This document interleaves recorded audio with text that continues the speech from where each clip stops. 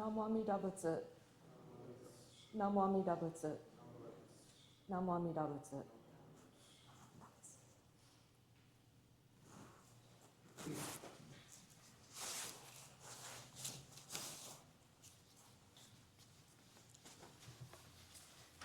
Good morning, everyone. It's great to see all of you this morning. We're going to begin today with an opening reading by Yamashita.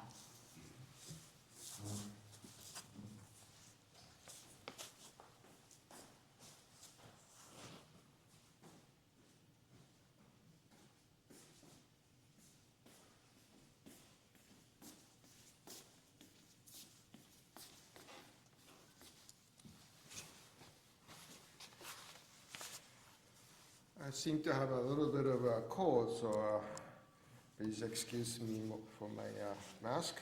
It's not COVID, so it's good, right? So we got this book. We only have one copy, provided by Sensei. We've been trying to get copies of it, but we haven't. It's out of print or something. It's got a bunch of one-page. Various opening, closing are appropriate for that. And it's both in Japanese and English, so it's quite nice. So this one is called The True Teaching. The teaching that guides all to awakening is the true and real teaching, the supreme teaching, Shinran said. To reveal the true teaching, it is the largest sutra of the Buddha of immeasurable life.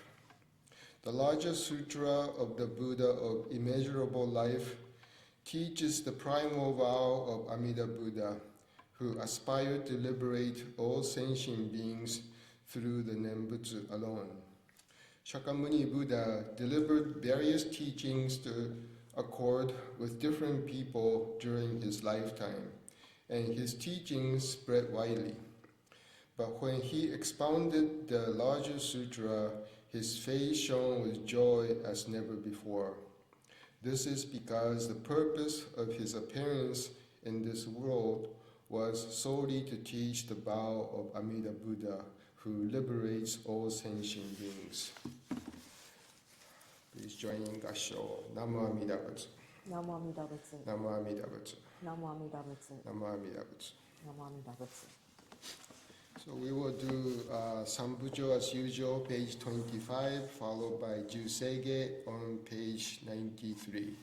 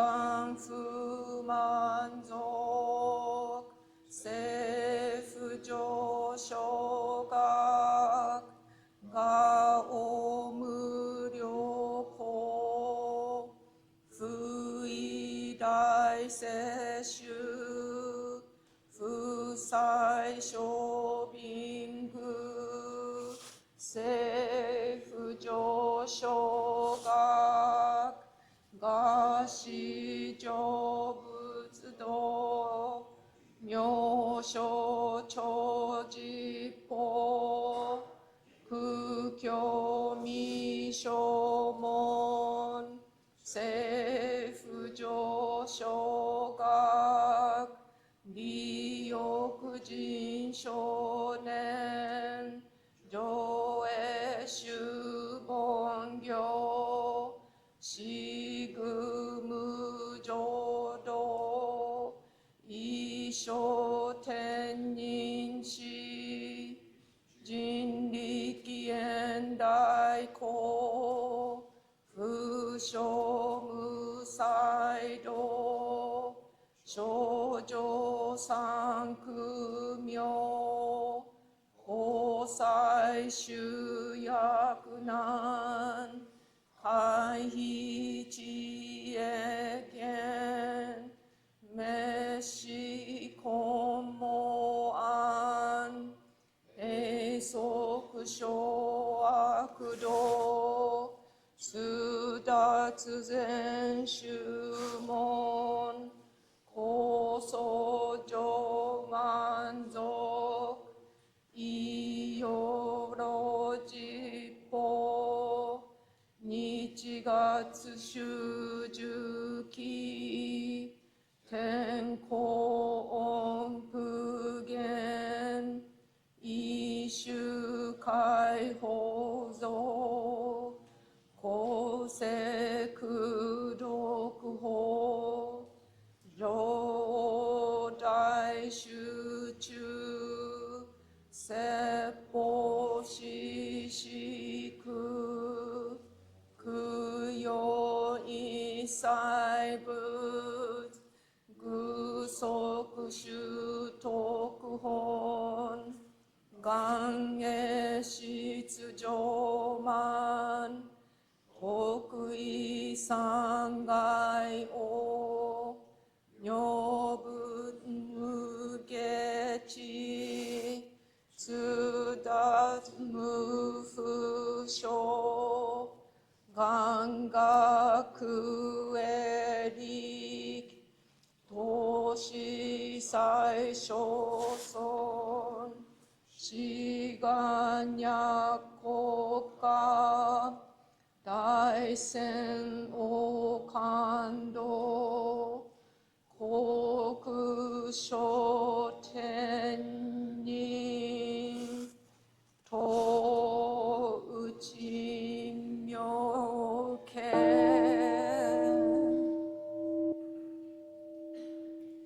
ナマンダブ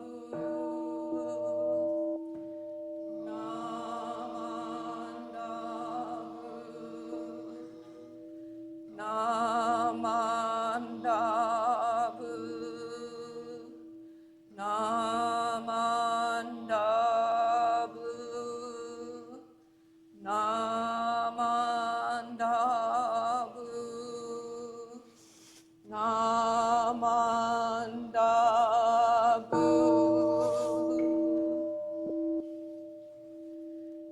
願にしく道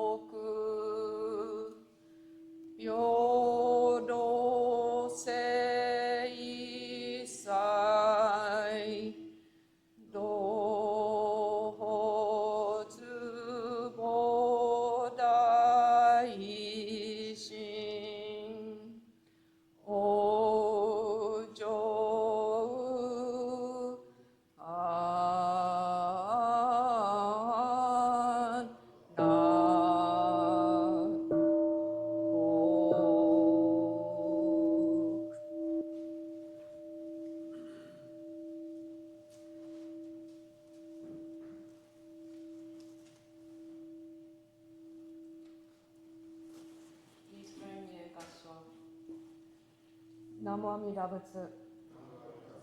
Namo Amida Butsu. Namo Amida Butsu.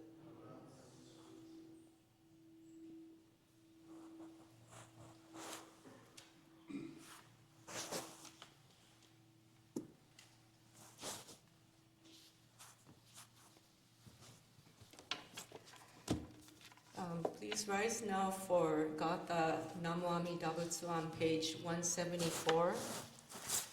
And then please remain standing for the threefold refuge on page 10.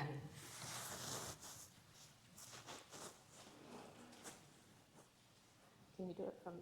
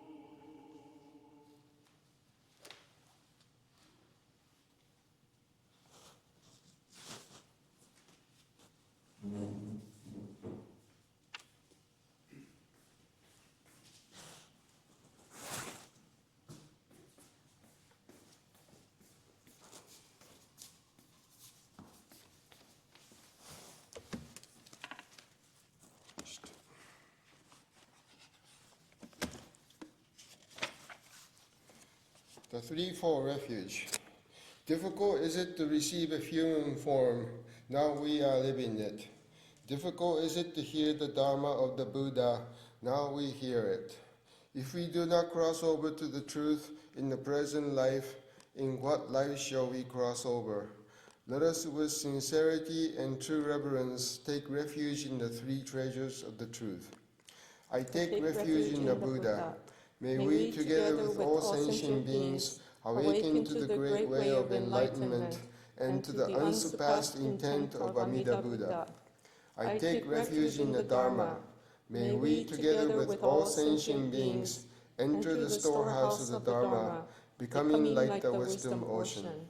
I take refuge in the Sangha. May we, together with all sentient beings, become units in true accord, in harmony with all things. The peerless, profound, and wondrous Dharma is rare to encounter, even in many hundreds and thousands of kalpas. Now we are privileged to hear and receive it. Let us thoroughly understand the true meaning of the Tathagata's teachings. Namo Amida Butsu. Namo Amida Butsu. Namo Amida Butsu. Please be seated. So we'll move on to Mariko's Kanwa talk.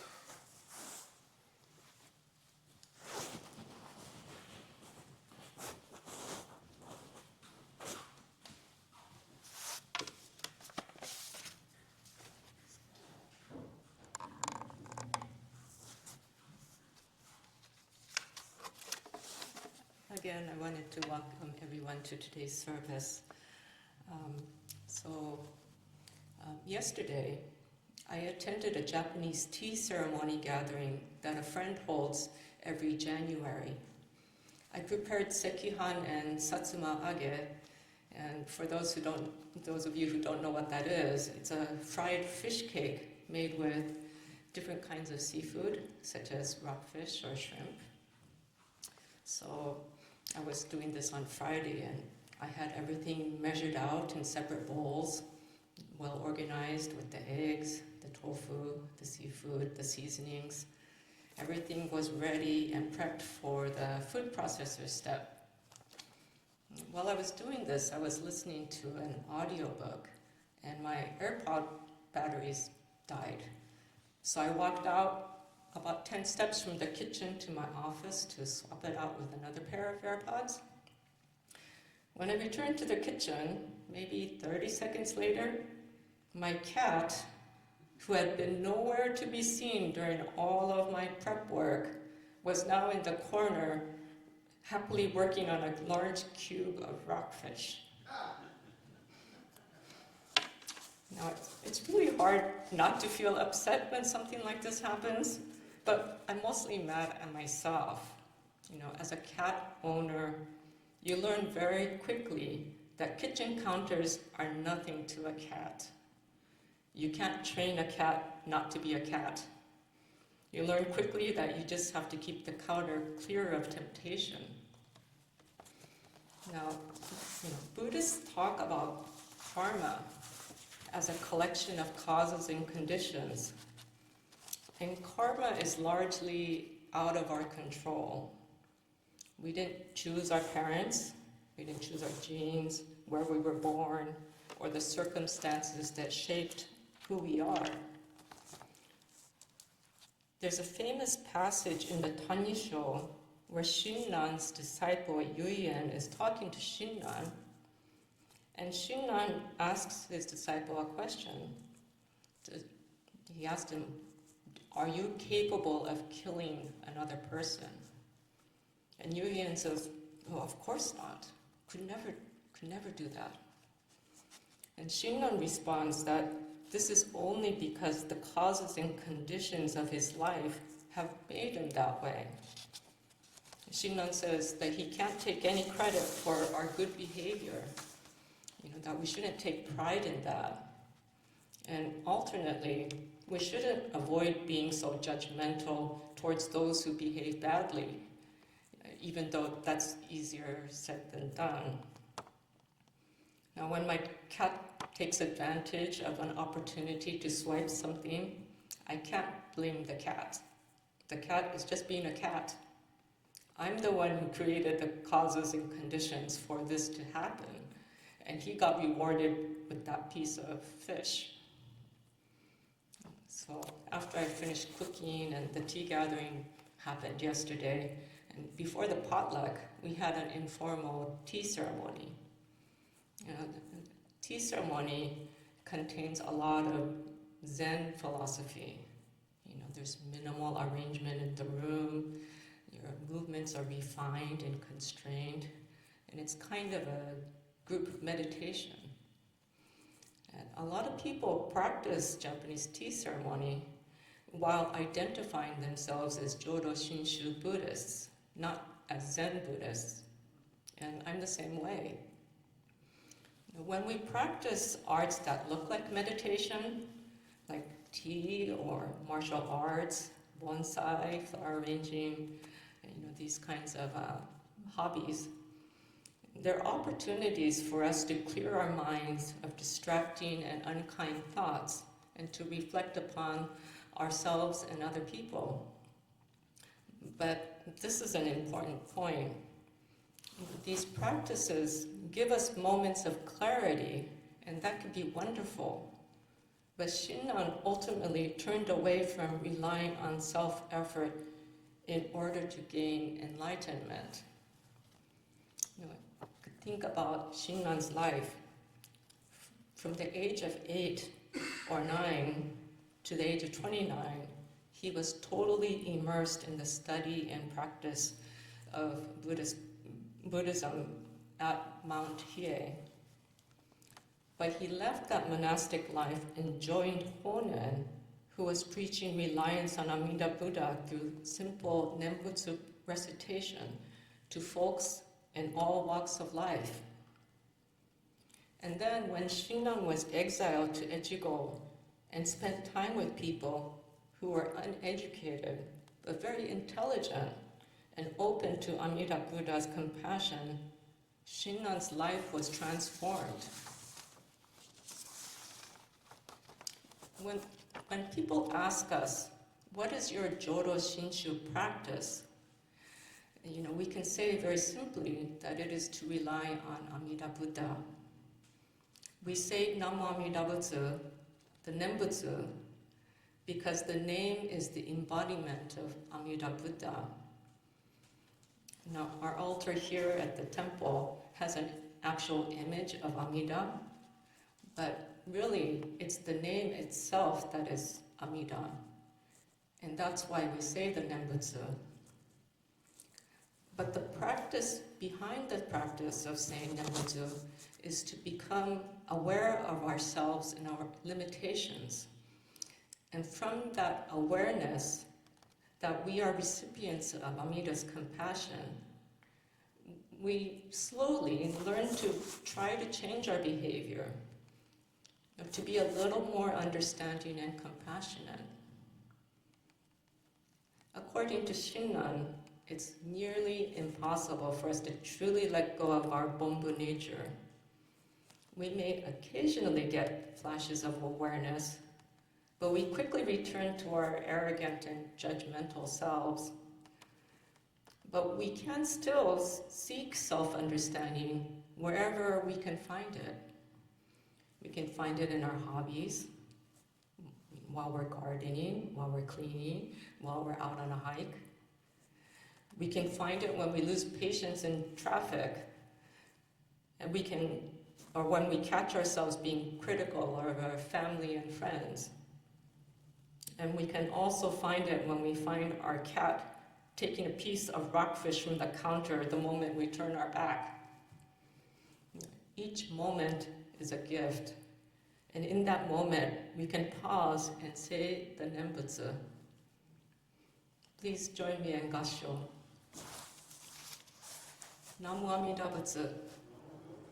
Namo Amida Butsu. Namo Amida Butsu.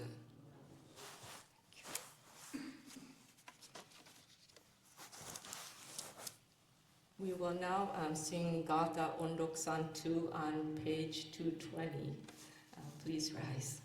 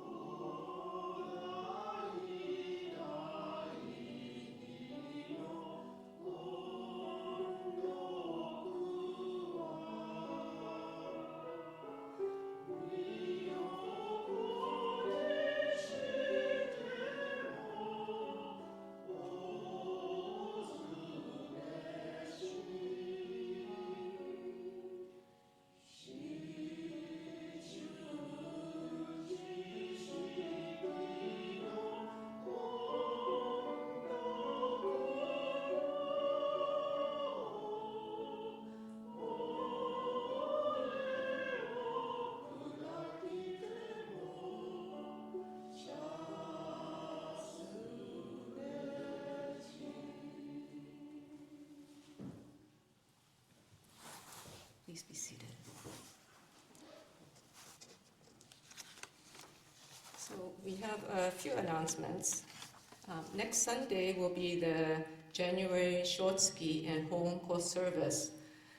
It'll be officiated by our resident minister, Reverend Hibiki Murakami, and our guest speaker will be Reverend Yushi Mukojima, who was our supervising minister for the past year. We also have sent out ballots for the slate of board members for 2026. So if you received your ballot, please return it as soon as possible.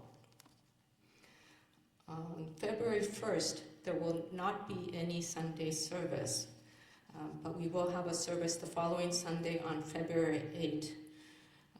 The February 8th service will be the February monthly memorial service, the Nirvana Day service, and it will also be a pet memorial.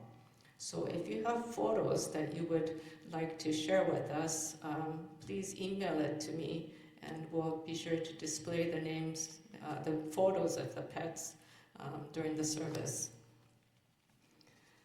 We will now have a closing reading by Tom Yamashita.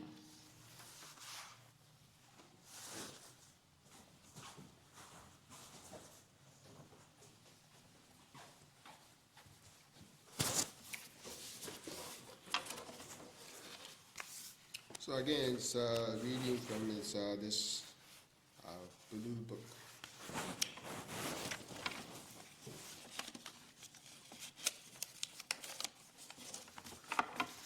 This one is entitled The Buddha of Boundless Light and Life. Before attaining enlightenment, Amida Buddha was a bodhisattva named Dharmakara. In order to liberate all sentient beings, he vowed to become a Buddha possessed of boundless light and life. After completing incessant practice, he fulfilled his vow and became Amida Buddha. The name Amida means immeasurable. Amida Buddha illuminates all worlds and encompasses us with boundless light. With boundless life, Amida pervades all time and brings us to awakening. Shinran states in a hymn, seeing the sentient beings of the Nembutsu throughout the countless worlds in the 10 directions, the Buddha grasps never to abandon us, and therefore is named Amida. Even if we turn our back on that liberation, the Buddha continues work within us, leaving no one behind. Therefore, we revere this Buddha as Amida Buddha, boundless light and life. Namo Amida Butsu. Namo Amida Butsu. Namo Amida Butsu. Namo Amida Butsu. Namo Amida Butsu. Okay, thank you. So this concludes the service for today. So please come up and do the Oshoko.